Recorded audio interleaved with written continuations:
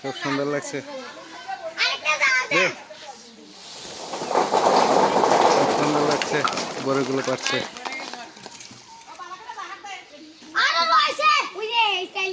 আপনার সামনে ঠান্ডা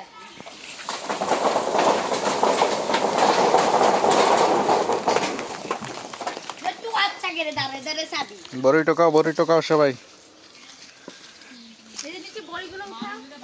এই সেই গ্রাম বাংলার সবচেয়ে সৌন্দর্য একটা পরিবেশ, গাছ থেকে বড়ি পেরে খাওয়া। কতটা আনন্দময়, কতটা সুন্দর, কতটা আনন্দময়।